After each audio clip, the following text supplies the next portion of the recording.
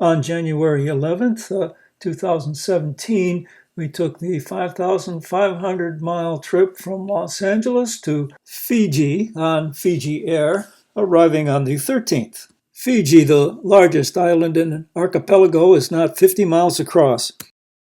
Suva is the capital and the largest city, but it has no airport. So we landed at Fiji's main commercial airport at the town of Nadi on the west coast. Because of a hurried connection in Los Angeles, we arrived without our luggage. From the airport, it was a matter of a 15-minute taxi ride to our resort.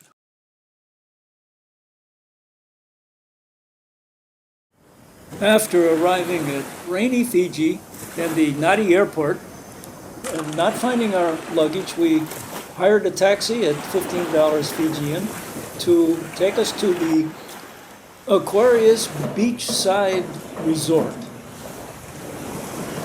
That pounding you here is a construction project next door, building a high-rise tourist accommodation, I'm sure. I think Fiji is desperate for those tourist dollars, but they're playing a losing hand because they're so far from everywhere. Australia and New Zealand aren't so far after all, and we did meet some folks from there. Breakfast starts at 6, finishes 10. Yes. Okay? And checkout on the morning of checkout, that will be 10 o'clock. Here's our room, room 6. Comfortable, if not opulent.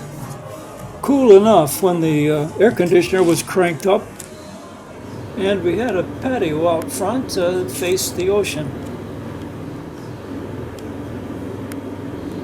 To use our time waiting for our luggage to arrive, which would be the next day, we decided to take a bus into Nadi. How much did it cost for this? $110 each. $220. Fijian money. Yeah. This is the way to travel. I think so. Open air, too. There were very few, if any, foreign tourists on these local buses. I think they were either staying in their resorts, taking packaged tours, or hiring taxis. Anyway, these bus rides afforded as good a way as any to see the countryside, and a cheaper way at that. We were fascinated by the driver's fare collection. He had this open change box on his console from which he'd count out change. Most riders passed right by. He either knew them or they had some kind of a pass. But this one needed change.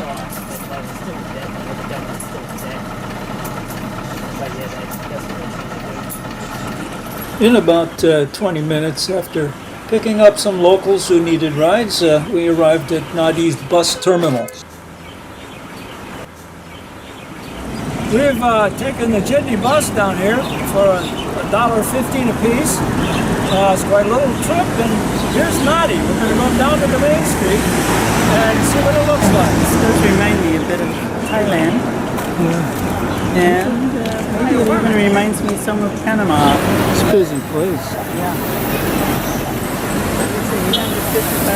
Well, we walked up and down the block on sidewalks that were generally busier than what you see in this picture, and we were accompanied by a self-appointed guide, very aggressive, who undertook to show us where we should buy our sunscreen. At the south end of Main Street, we find one of Nadi's premier tourist attractions, the Sri Siva Subramaniya Temple. Well, we read that the Methodist Church is very strong in Fiji, but we haven't seen any yet, but we've seen a Catholic church, and we've certainly seen a broad indication of Indian Hindus here. Here is a significant Hindu temple. This temple is not old. Construction was begun in 1976, but it's built according to architectural principles laid down in the Vedic period, 1,500 years before the Common Era. I intended to look on Google, find out which of the myriad Hindu gods were worshipped in this temple, but my search became so confusing and there were so many different names that I gave up. Every visitor to Fiji learns, however, that this is the largest Hindu temple in the southern hemisphere. We did not go into the temple. I wish now we had. Perhaps we were held back by the strict dress code. I see now for the first time, as reviewing these videos, that we could have borrowed something to wear.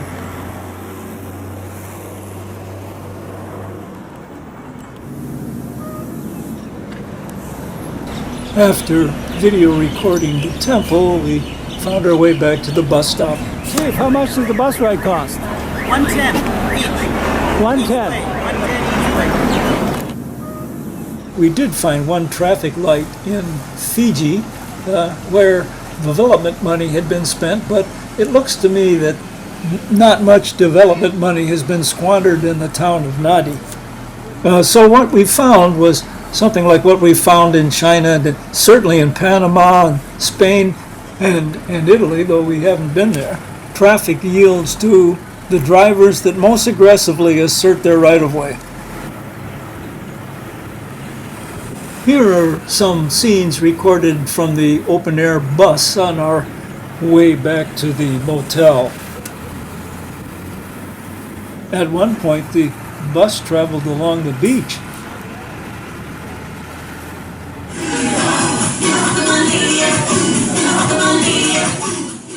This is where we hung out while we were at the Aquarius. When we get our luggage, we'll have our swimming suits and we can try that pool. Oh, there's a boat. Looks like it's right out of going up the Nile.